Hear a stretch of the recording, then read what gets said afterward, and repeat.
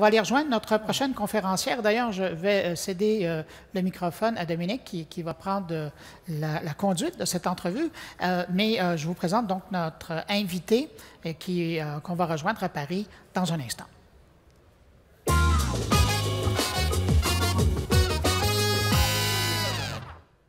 Reina Stamboliska, stratège en prospective en cybersécurité. Bonjour et merci de vous joindre à nous de Paris. Bonjour tout le monde. Merci pour l'invitation. J'espère que tout le monde m'entend bien. On vous entend très bien et je vous laisse en compagnie de mon collègue Dominique. Bonjour Reina, merci d'être avec nous si tardivement. Reina, est-ce que tu pourrais juste te présenter en 2 mots? Bien sûr. Alors, vous m'avez présenté comme experte en stratégie prospective. Généralement, ce que ça veut dire en termes simples, c'est que je fais de la gestion des risques et quand les gens ne m'écoutent pas, je fais de la gestion de crise. Donc comme ça, au moins, on est fixé sur les mots.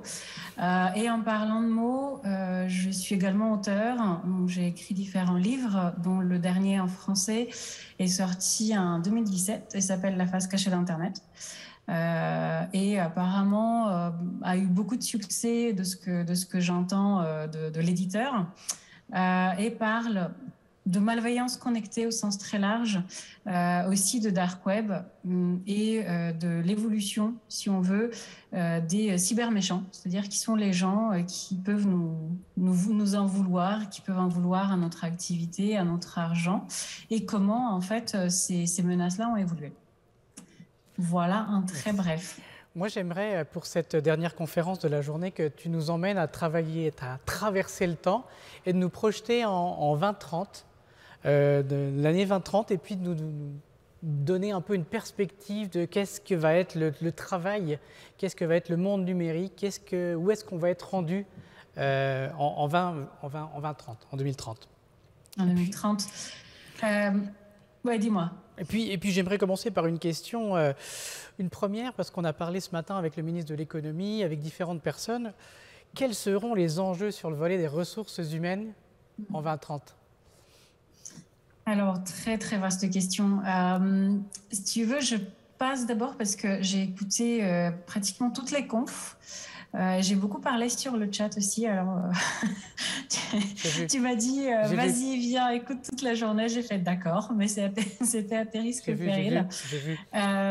Donc j'ai essayé de faire en fait un petit résumé de quoi l'avenir sera fait, aussi en prenant un peu appui de ce que j'ai entendu aujourd'hui. Et donc, ce que j'ai entendu aujourd'hui, si tu veux, c'était les points de vue de différentes personnes qui nous ont parlé de géopolitique, qui nous ont parlé de stratégie, d'innovation, des enjeux de business, des enjeux de comment je crée de la valeur, le tout avec, en fait, le prisme de la transformation numérique. Et ce que j'ai trouvé, parce que j'ai 5 pages de notes. Bon, je ne vais pas toutes vous les lire, mais c'était pour moi, pour fixer mes idées. Ce que j'ai trouvé particulièrement significatif, c'est de voir en fait l'introduction ce matin pour vous, midi pour moi, mais faite en fait par le ministre Fitzgibbon, qui en fait, ce qui m'a marqué. Et pourquoi je dis que c'est significatif, c'est parce que c'est le ministre de l'économie, alors que souvent quand on parle de cybersécurité, on s'attend en fait à ce que ce soit un secrétaire d'État ou un ministre au numérique, ou télécommunications ou autre, qui en fait vient parler du sujet. Et là, ce que j'ai trouvé très très intéressant, c'est d'avoir son point de vue et de voir que vous l'avez invité, parce que pour moi, en fait, cette intervention montre vraiment qu'on est dans une prise en compte de la cybersécurité comme garant de la prospérité. On n'est plus à parler bien sûr, on le fait dans l'opérationnel, mais la discussion qu'on a, en fait, elle dépasse largement les sujets de mon pare-feu, ton antivirus, etc. On est à comment est-ce que je fais pour protéger ce qui est important pour moi, pour mon organisation, comment je fais pour protéger les gens qui font la valeur de ce que je fais et comment je fais pour aussi protéger mes consommateurs, mes clients, et pour augmenter en fait et continuer à consolider leur confiance. Et c'est là où,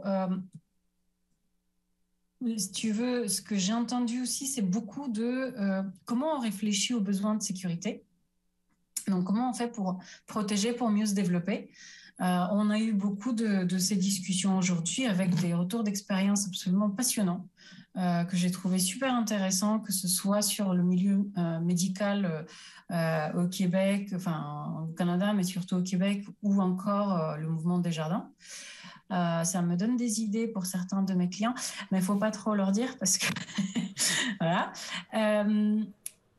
On a vu en fait de ce qui se passe déjà mal et on a commencé un peu à entrevoir de ce qui pourrait mal se passer. C'est-à-dire qu'on commence à se rendre compte qu'au-delà de la nécessité d'avoir des talents qui connaissent le métier, qui arrivent en fait à faire ce métier-là, et des technologies que ces talents-là pourront utiliser demain, on a aussi besoin de comprendre le paysage de la menace. Et de comprendre que oui, on a besoin d'un négociateur ou d'une négociatrice quand on gère en fait une crise et que effectivement ça peut être extrêmement difficile à endiguer ce genre de cybermalveillance parce qu'elle est de plus en plus organisée, de plus en plus en fait business oriented comme on dit, c'est-à-dire c'est une vraie entreprise. Et dans tout ça, ce qui est ressorti en fait à chaque fois dans les différentes interventions, ça a été de dire que en fait, on a beau avoir des problèmes, les petites organisations ont des problèmes et des défis pour petites organisations, les grandes ont des problèmes de grands, quoi. Mais l'objectif de tout le monde, c'est de sortir par le haut pour que les gens, nous, en tant que salariés, en tant qu'employés, et les clients et les clientes, en fait, pour que ça se passe le mieux pour eux. Ce qui me ramène, en fait, à ce que moi, je retire de cette journée-là et qui me permet d'ouvrir sur la suite et sur ta question aussi, c'est que pour bien protéger ce qui est important pour nous, pour notre organisation. En fait, on a besoin d'une stratégie de sécurité qui s'articule toujours autour de 3 aspects qui, les gens, les people, process and technology, ou tools, comme on veut. Et en fait, ce dont on a besoin, c'est sur l'aspect people, sur l'aspect qui. On a besoin de comprendre que, d'une part, on fait ça pour protéger, on introduit de la cybersécurité pour protéger les gens, pour protéger les humains, que ce soit nos salariés, nos employés ou les consommateurs, mais aussi que c'est fait par les humains en fait. Et donc on a besoin, et on a eu quelques retours sur la nécessité d'avoir des talents, d'investir dans les talents et dans leur formation appropriée, adéquate, mais surtout propre en termes de temps. On a aussi besoin de s'entourer et donc de faire reposer nos besoins sur des gens en qui on peut avoir confiance et qui en fait sont potentiellement des équipes avec des compétences complémentaires. Je vais m'arrêter moins sur la notion de processus, de procédure, de politique, c'est-à-dire c'est comment en fait les choses marchent chez moi.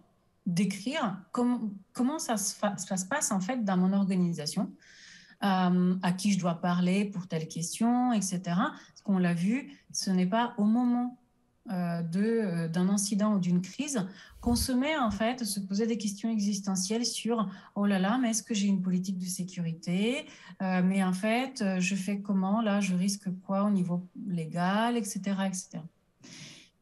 Et donc à ces 2 piliers, bien sûr vient s'ajouter le 3e pilier qui est parfois un peu trop un peu trop mentionné, un peu trop discuté, qui doit avoir une importance, mais pas nécessairement être le plus important, qui est la partie outils.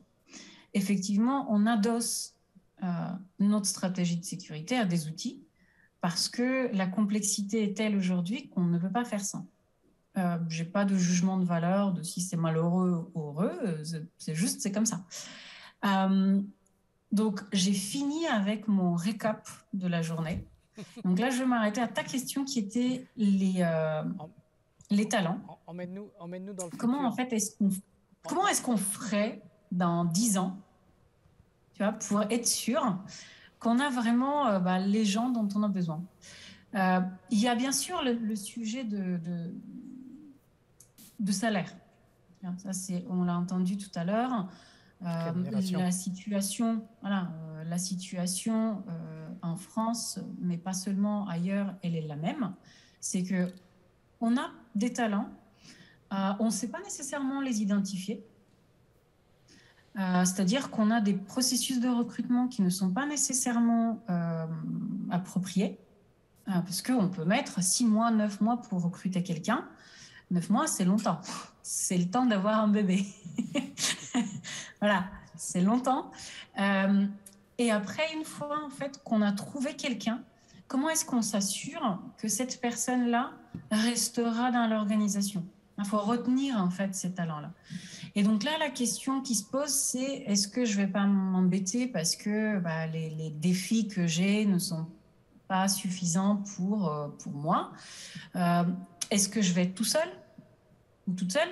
Parce qu'effectivement, si on est une équipe de 2 pour gérer un hôpital complet, c'est vrai que ça peut très, très rapidement devenir extrêmement pressant et extrêmement difficile, en fait, à gérer.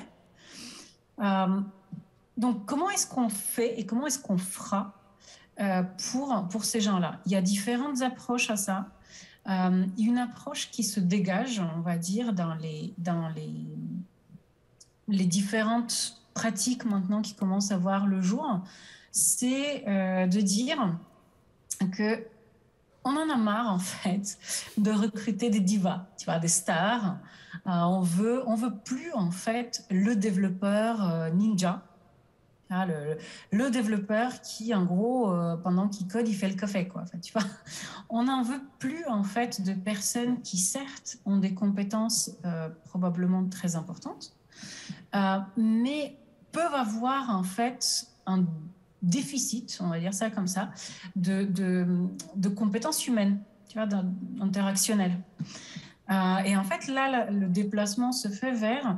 Et si on commençait en fait à recruter des équipes, bien sûr, ça pose d'autres problèmes, d'un point de vue légal, voilà. Mais en fait, entre deux, il y a une transition qui se fait, qui est de dire... ce qu'on veut, c'est des équipes de ninjas plutôt que des ninjas individuels qui sont chacune dans son coin ou chacun dans son coin et qui fait son truc de son côté. Je pense que tous les DRH qui nous entendent actuellement commencent à trembler. Effectivement, recruter une équipe d'un seul coup à la place d'une personne, effectivement, ça va être beau en 20-20-30. Oui, non, mais après, tu vois, tu peux avoir d'autres approches. C'est-à-dire que je cherche à recruter des gens qui ont les bonnes compétences pour le projet en cours ou le projet à venir, mais je ne cherche pas nécessairement à recruter quelqu'un qui sera là pendant 15 ans, quoi. Oui.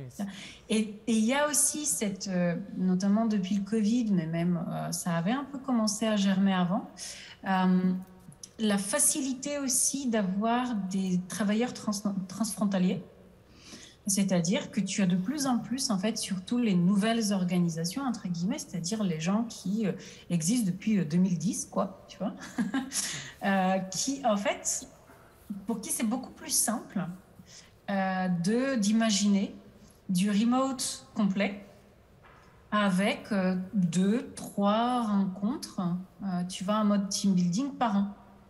Ce qui suppose en fait que ça derrière génère des questions sur le rattachement fiscal de ces travailleurs-là, sur est-ce que j'adapte le salaire à l'endroit où habite la personne.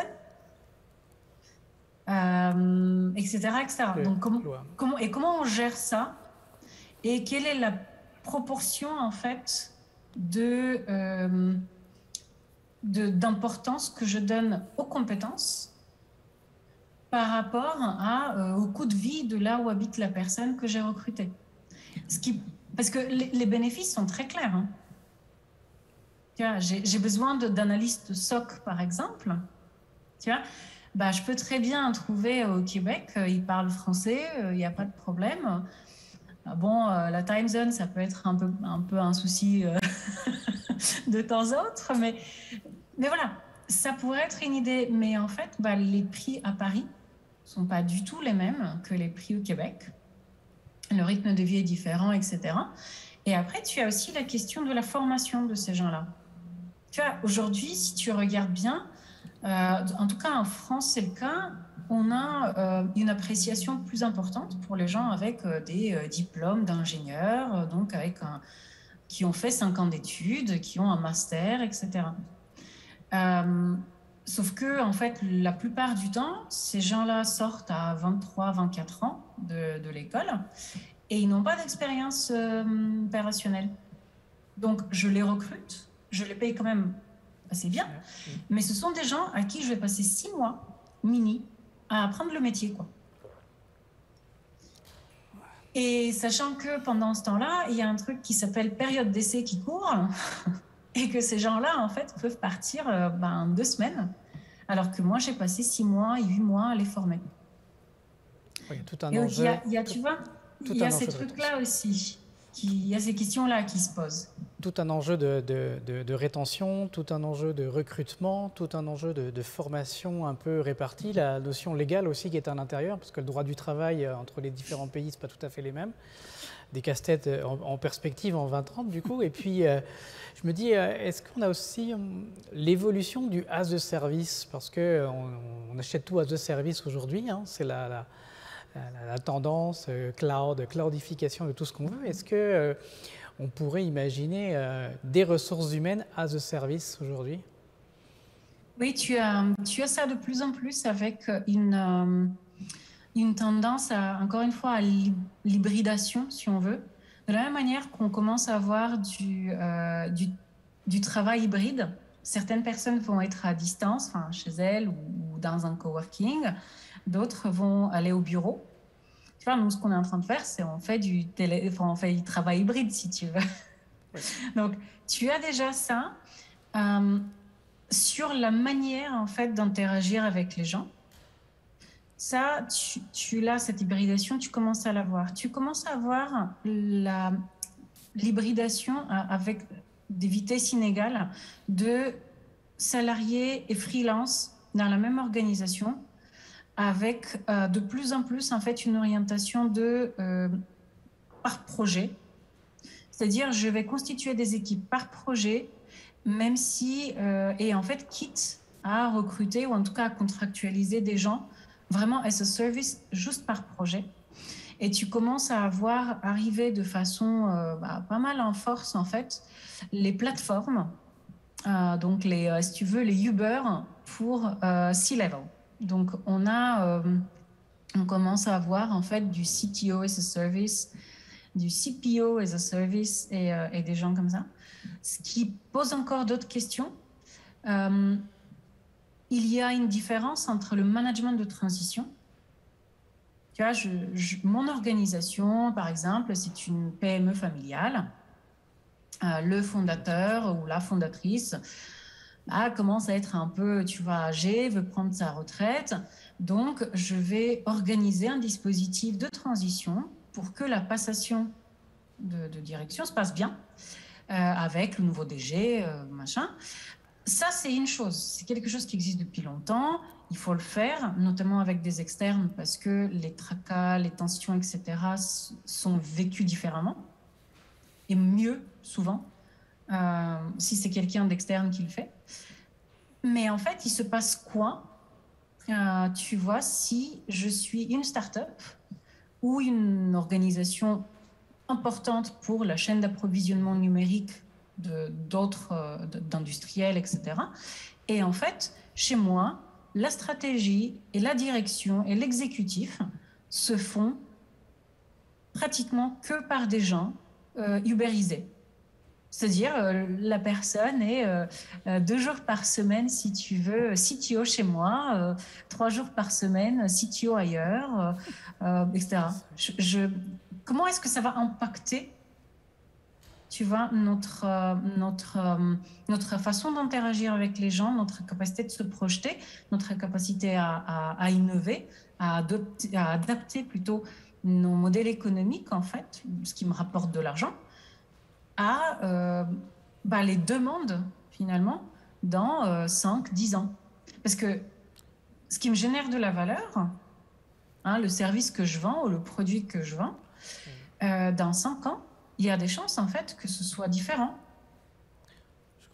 Du coup, comment est-ce que ça va impacter ma supply chain à moi, tu vois, ma chaîne d'approvisionnement? Tu vois, on parle d'industriels. Aujourd'hui, tu as une quantité invraisemblable d'initiatives de relocalisation, notamment depuis le Covid, donc de reshoring, où tu as beaucoup de gens qui te disent « Ah oui, mais moi, en fait, il y a plein de choses que je vais faire avec que des suppliers, tu vois, régionaux. Et par exemple, plutôt que de bâtir une usine, je vais acheter des imprimantes 3D. Et il y a plein de trucs que je vais faire comme ça. » Changer le modèle. Tu vois, et ça crée d'autres structures, ça crée d'autres demandes, ça crée en fait aussi d'autres produits qui se retrouvent sur le marché. Et ça crée aussi de nouveaux modèles économiques, parce que Johnny Brennan, je crois, juste avant moi, à un moment donné, elle a parlé de modèles économiques prédateurs. Tu vois qu'on est dans une économie de la surveillance. C'est vrai, ça ne veut pas dire en fait que ce soit pour autant un fatalisme. Et on voit émerger dans ce qu'on appelle en anglais, je n'ai pas trouvé de traduction propre en français, mais en anglais, on appelle ça des purpose-driven organizations. Donc, si tu veux, des boîtes qui font de l'argent, mais leur but n'est pas dans 2 ans ou 3 ans de se faire acheter par un GAFAM. Leur but, c'est de fournir un produit et ou un service à leurs consommateurs locaux. Et s'ils grossissent pas pour devenir, tu vois, les rois du pétrole, c'est pas grave. C'est notre philosophie. C'est ça. On est sur notre philosophie. J'aimerais te ramener sur la supply chain. Oui. Encore une fois, dans une objectif 2030, alors on comprend qu'il y a bien un enjeu de ressources humaines. Puis, je pense que le message aussi que tu souhaites nous faire passer, c'est ça en vient tranquillement, pas vite. Du coup, peut-être c'est bien de se poser les questions au bon moment et pas de se poser des questions pour notre cyber-résilience ou quand est-ce qu'on va y arriver. Là. La supply chain, est-ce qu'en 2030, on n'aura plus le choix? Est-ce qu'on va forcément acheter du GAFAM à longueur de journée ou du Natou ou du Batix? Alors, j'ai donné des acronymes exprès pour que tu nous aides là-dessus. Oui, en gros, ta question, c'est est-ce qu'on pourrait se passer des gros? Oui. Dans quelle mesure? Et dans quelle mesure on préfère acheter plutôt américain que chinois ou l'inverse? C'est pas mal ça. Je fais la traduction. Les GAFAM, c'est facile, tout le monde sait, hein, les Google, Amazon, Facebook, qu'est-ce qui manque? Apple et puis Microsoft, effectivement. Oui. Les Batix, c'est tout ce qui est en Asie, hein, Baidu, Alibaba, Tencent et Xiaomi. Et puis les Natou, c'est plutôt les Netflix, les Tesla, les Uber, qui sont plus sur du service. Donc plus, c'est oui et non dans le sens où tu as une consolidation qui est en train de se faire et qui est déjà bien amorcée. Faut dire ce qui est. Microsoft tout à l'heure, Joseph de Microsoft nous disait nous sommes les leaders en cybersécurité. Aujourd'hui, ils se positionnent très clairement sur ce marché-là. Oui, parce que tu prends un Windows Defender, tu prends en fait le parc informatique qui est équipé par ne serait-ce qu'un produit de Microsoft. Et là, effectivement, tu es dans une organisation qui est de facto un spécialiste de cybersécurité parce qu'il faut qu'ils protègent leurs services. Donc oui, Ça, après, tu vois, c'est très compliqué de trancher cette question-là parce que ce choix-là et le choix qu'on va faire en fait pour sa supply chain, il répond en fait à une stratégie de développement à laquelle est associé un seuil de tolérance de risque. Moi, ma tolérance au risque, c'est pas la même que la tienne. La tolérance au risque de mon organisation, c'est pas la même que la tienne. Et donc, en fait, moi, je vais faire les choix qui s'imposent à moi en fonction de ma perception de risque, qui, elle, en fait, est adossée à quel profil de victime j'ai. En gros, est-ce que M. Poutine, tu vois, dans son haut château, m'en veut personnellement? Mais c'est vraiment ça, tu vois. Fort probablement, M. Poutine, dans son haut château, ne sait même pas que j'existe et je préfère que, tu vois, ça reste comme ça. Voilà. Parfait, parfait. C'est ça. Mais en revanche, je sais que je suis beaucoup plus à risque de la part de tous les gens, en fait, pour qui l'opportunisme, le crapuleux, enfin le financier, si tu veux, est un motif et un moteur principal. Et on avait tout à l'heure Emeline, je crois, qui parlait de ça quand elle disait « je suis intense ». Je crois qu'on est plusieurs à être intenses à ce compte-là. Mais la question, en fait, que ça pose, c'est « ok, moi, en tant qu'organisation, j'ai un modèle de menace qui peut être assez grosse maille, si tu veux. Je n'ai pas nécessairement fait un modèle de menace très, très spécifique, etc. Ce qu'on voit par contre, c'est l'émergence de cybermalveillance qui s'adresse directement aux individus, qui en fait ne s'embêtent plus à aller chercher seulement les organisations. Les cyberméchants, si tu veux, peuvent aller essayer d'escroquer et de faire du chantage à des employés, en plus du COMEX, quoi. Ou alors, tu as aussi le cas où l'année dernière, c'était en Finlande que c'était arrivé, suite à des compromissions de données d'un fournisseur de psychothérapie, donc qui était la boîte, si tu veux, qui fournit ces services-là au ministère de la Santé finlandais.